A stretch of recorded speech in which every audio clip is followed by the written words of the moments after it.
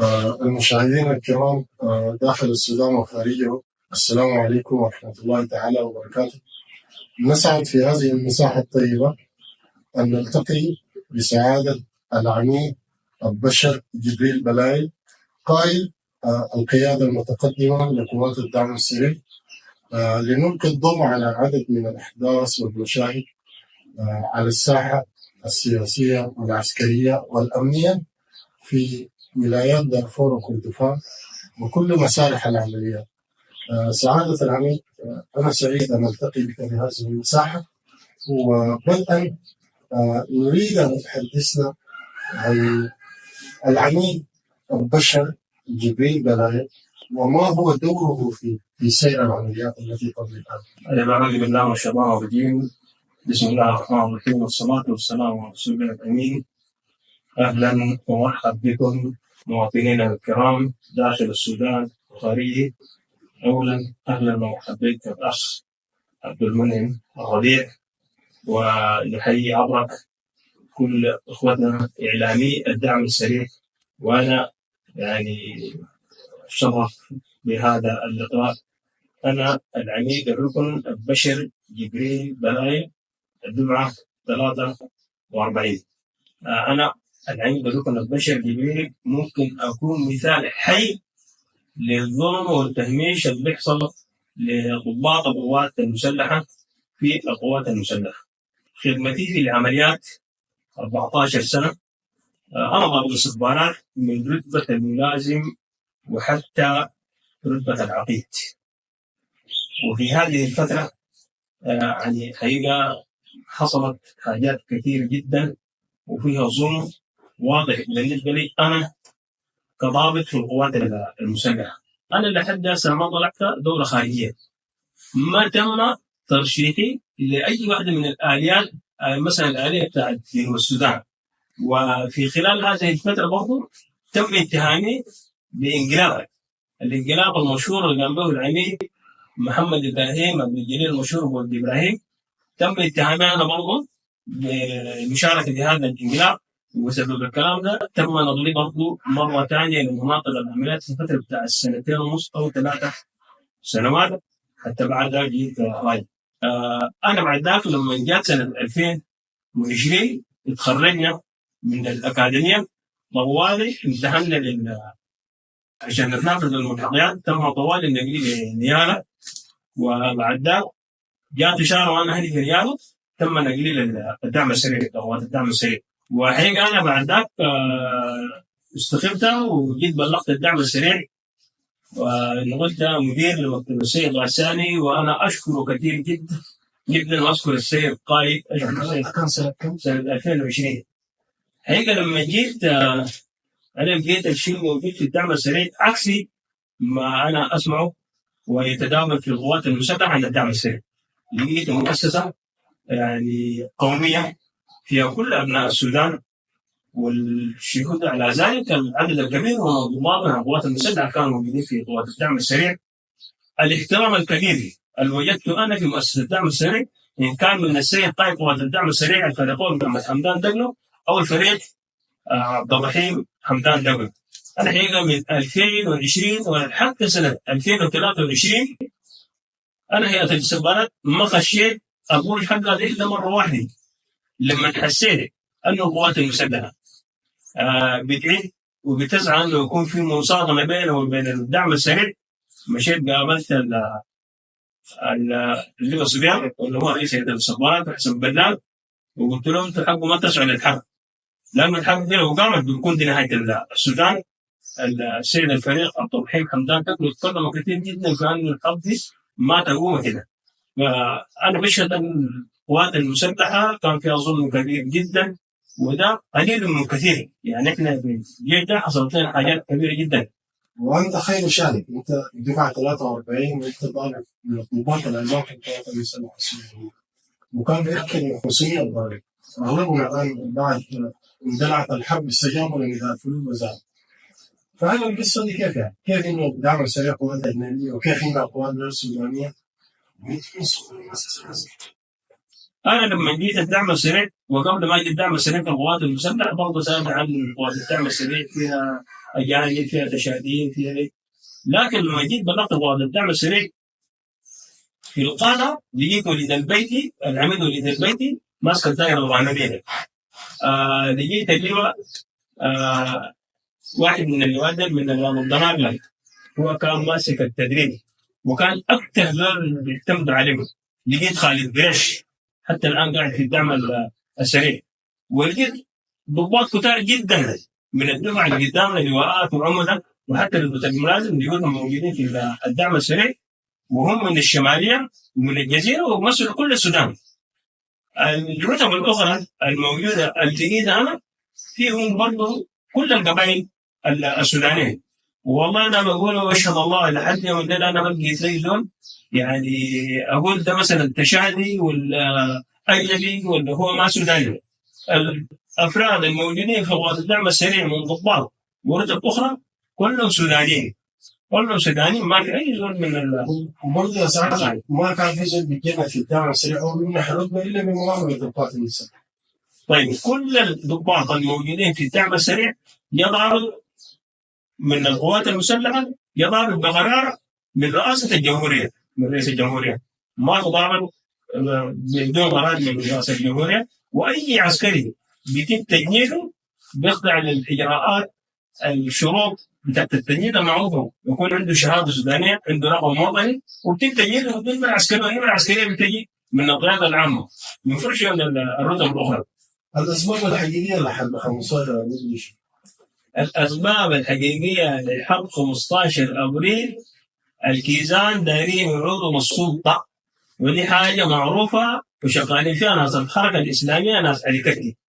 السبب الثاني القوات المسلحة هي ضد الدعم السريع، وبتفتكر الدعم السريع ده مكون من جهة معينة. الكلام ده غلط، دي سواقة والقرع، وده غش وكلام غير صادق. أنا بشهد أن الدعم السريع ده فيه كل السودانيين، وحتى الآن في قبائل كثيرة جدا موجودة في الدعم السريع، وفي ضباط كثار الآن موجودين معنا في الدعم السريع. لكن خلينا نمشي المحور الثاني، كردفان.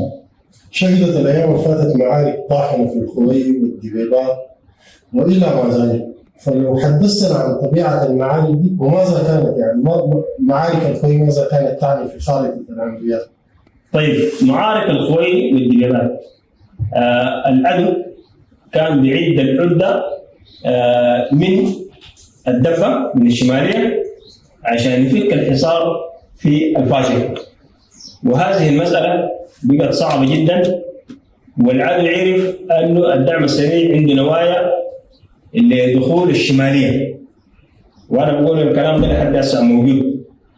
العدو جمع قواته كلها من المحور بتاع الدبة والشمالية، وحول القوة للأبيض عشان يحول الحرب من الشمالية إلى كردفان.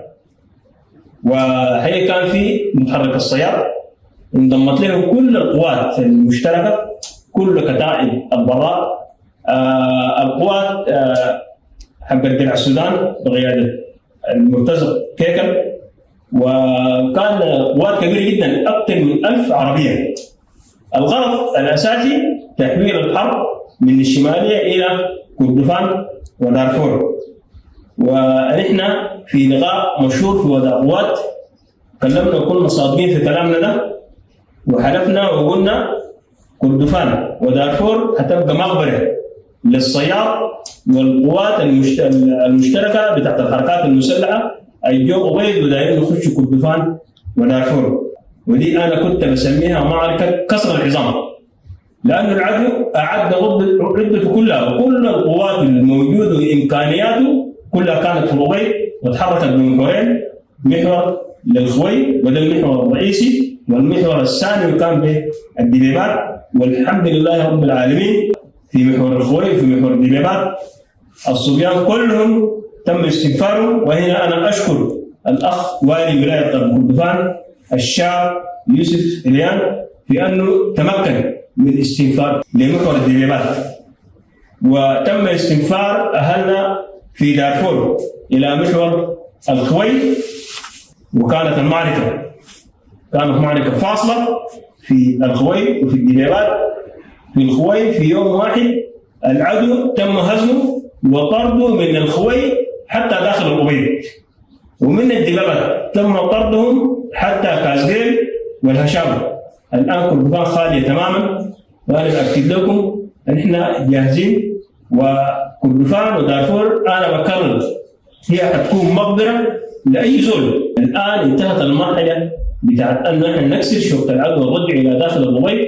كل كردفان إن شاء الله بإذن الله تعالى تكون خالية من العدو، وإن شاء الله حنعيد الخرطوم وحنخش الشمالية، لكن 200 الله أعلم. ونحن ما عندنا من ناسنا مرة بتشيل في راسها وتنزح إلا إحنا نكون تحت الأرض، وده عهد بيننا وبين مواطنينا الموجودين في كردفان وفي دارفور. وإحنا الظلم والتهميش إن شاء الله جاهزين، ونعيد الخرطوم تاني ونخش الشمالية إن شاء الله. الوضع في بابانوسا، أنا بالنسبة لي مسألة تحرير بابانوسا مسألة وقت، ودي مسألة إحنا مسألة بتاعت زمن ومفرق عنها إن شاء الله. الفاشل، لاحظنا في الأيام اللي فاتت خروج لأعداد كبيرة جدا من المواطنين، ورأينا أن الدعم السريع بأمن خروج المواطنين. كل المواطنين الموجودين في الفاشل تم تأمين طرق أمينة، وتم إخراج كل المواطنين الآن هم خارج الفاشل. نحن في كل عملياتنا عندنا القوة الهادئة وعندنا قوة بتأمن للمواطن. وحقيقة يعني الخلة عمليات الفاشل بتتأخر، ده كل حرصنا على تأمين المواطن. والآن يعني تم اختيار طرق يعني مؤمنة وتم تأمينها تماما، وتم إخراج كل المواطنين كان العدو بيستخدموا يعني دروع بشرية وكانوا بغشوهم. أنا جيت قعدت مع مواطنين طلعوا من الفاشل قالوا والله العظيم أن إحنا لما كنا في الفاشل بيقولوا أنتم أول نقطة كمواطنين اتصالات ماسكة الدعم السريع حيضربكم وينتهي منكم. لما قال إحنا لما طلعنا لقينا العكس تماما، لقينا تأمين. والله قال إحنا الدعم السريع مؤمن لنا من الفاشل لحد ما وصلنا النيابة، قدموا لنا الأكل وقدموا لنا الكسوة وقدموا لنا الإيواء وقدموا لنا أي حاجة، عكس الكلام اللي كنا بنسمع من العدو. فالعدو وكيزانه كانوا سايقين حقيقة المواطنين وكل الشعب السوداني بالخارج.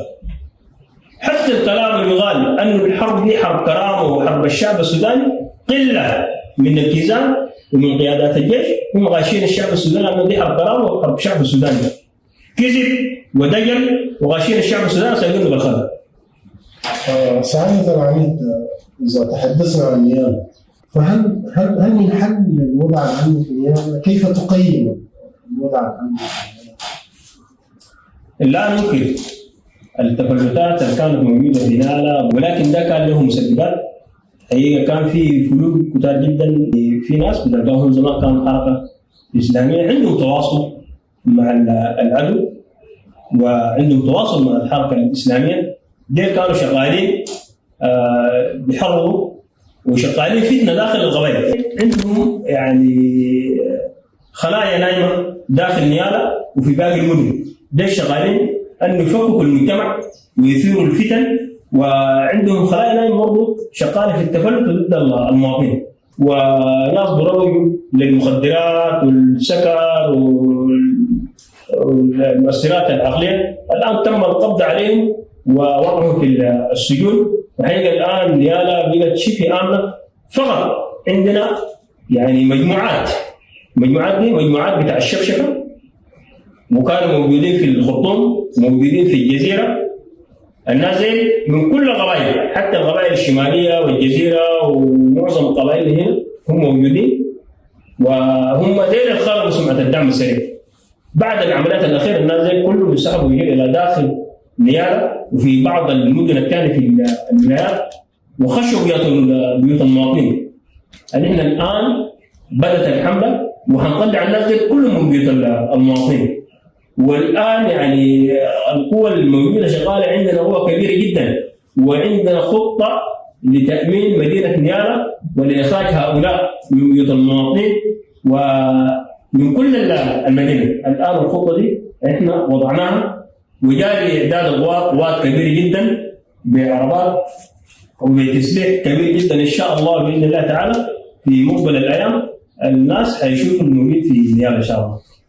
دور الشرطة في تأمين، هل تم نشر؟ أنا لاحظت بوجود بعض الشرطة في المدينة، لكن هل الآن تم نشر الشرطة بالصفة الكافية عشان تعينكم وتساعدكم في حماية الأمن داخل المدينة؟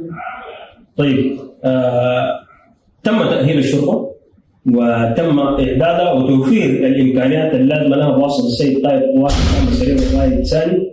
تم تمليك عربات وتم تمليك سلاح وذخائر وتعيينات، وتم صرف المرتبات لهم. وحقيقة قوات الدعم السريع كانت مسؤولة من تأمين الأسواق والمدينة.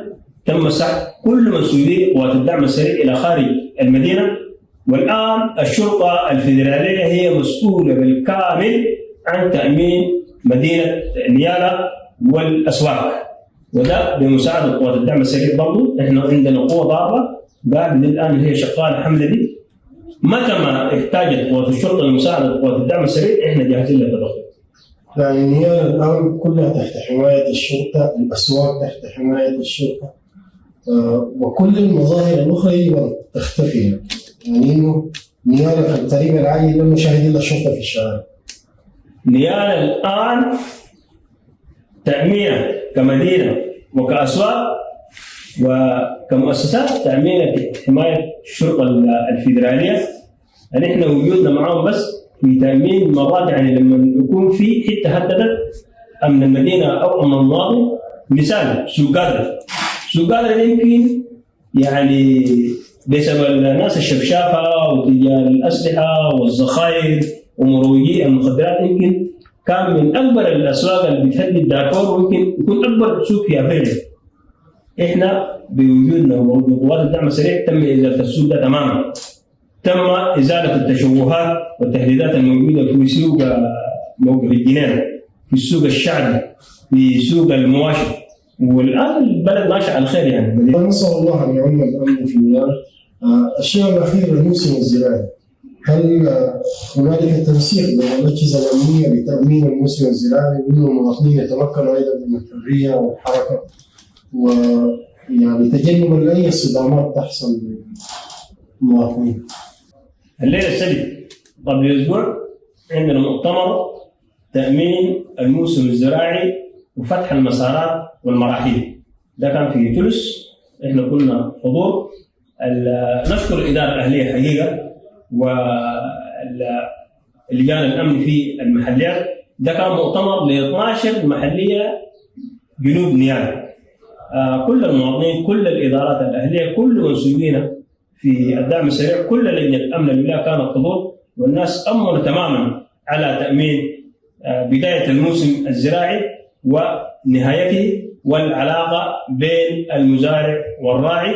وحقيقة يعني في توصيات كبيرة جدا كانت بتصب في مصلحة الراعي وفي مصلحة المزارع، وإن شاء الله بإذن الله تعالى الموسم الزراعي حيكون مؤمن تماما في بدايته وفي نهايته إن شاء الله. وتم إعداد العدة تماما. يعني كونا بعض القوات في المحليات الجنوبية، وعندنا قوة برضه هنا مركزية. متى ما احتاجت هذه المحليات للتدخل لحماية الموسم الزراعي احنا جاهزين، ولكن لا أتوقع يعني يكون في أحداث أو تعديات على الزراعة أو قفل للمراحيل وكذا بالمؤتمر اللي يكون في جنوب الولاية. عندنا مؤتمر في الأيام الجاية شمال الولاية للمحليات الشمالية برضه بنفس المبنى إن شاء الله. في ختام الحوار، هل من رسالة تطمينية لكل أهلنا في السودان ومناطق سيطرة الدعم السريع؟ كل ولايات سيطرة قوات الدعم السريع المواطنين في أمن تام يعني، ونحن يعني بقع علينا واجب تأمين المدن والمواطن وممتلكاته وأسرته وكذا. فالبلد أنا أكد تماما أن كل المدن آمنة. فيما يتعلق بمعاش الناس احنا برضه دي مسألة مهمة جدا بالنسبة لنا. احنا من خلال وجودنا برضه مرينا على كل الأسواق في مدينة نيالا وفي المحليات. حقيقة المعاش متوفر تماما. الدخن شغل الدخن كان ب 350. شغل الدخن كان ب 350,000 الآن ب 90,000. وأنت كنت معانا في تونس وكذلك الآن في نيالا. والآن الموسم الزراعي مبشر. يعني احنا ما نتوقع أي يعني فجوة غذائيه، ويمكن هذا بيكون في فتره الخريف وكده. وفي المنظمات برضه من هنا برضه ادعو المنظمات، لانه في نازحين كتار. يعني احنا كمواطن قاعد هنا في نيالا من حيث ماشي كده ما عندي مشكله، لكن بتبقى المساله في الناس النازحين جو من الجزيره وجو من الخرطوم وجو من مدن ثانيه، الان هم نازحين في نيالا وفي مدن كثيره في دارفور وفي كردفان. فمن هنا انا برضه بدعو المنظمات في ان تقدم العون وتقدم الخدمه الانسانيه لهؤلاء النازحين في المدن في معسكرات معينه، وبرضه موجودين في بعض القرى ويحتاجوا لايواء ويحتاجوا لاكل وكده. والحاجات دي مهمه ان شاء الله، لكن البلد امنه من حيث يعني الامن والمعاش الناس. سعادة العميد الركن البشري للبيت دلائل قائد القيادة المتقدمة، أنا شاكر لك وشاكر لسعة صدرك وللمساحة اللي أديتنا لها وللكلام الجميل اللي قلته، عشان المواطن ذاته يكون مبصر لأنه حقيقة الناس في أشياء كثيرة غايبة عنه. ونسأل الله أن لقاءنا القادم إن شاء الله يكون في الدب ولا في كريم إن شاء الله. والله أنا شاكر ومقدر، ونحن عازمين على دخول الشمالية والعودة إلى الخرطوم. والله أنا بشكر الإخوة في الحركة الشعبية بقيادة القائد عبد العزيز الحلو ورفاقه في أنهم اتحدوا واتفقوا مع قوات الدعم السريع، والآن حصل تحمة وحصل تعايش سلمي وحصل يعني تداخل كبير جدا فيما بين المواطنين في مناطق جنوب كردفان. فنحن نسأل الله سبحانه وتعالى يعني يوفر الأمن وتستمر هذه اللحمة ويحرر كل السودان من هؤلاء القتل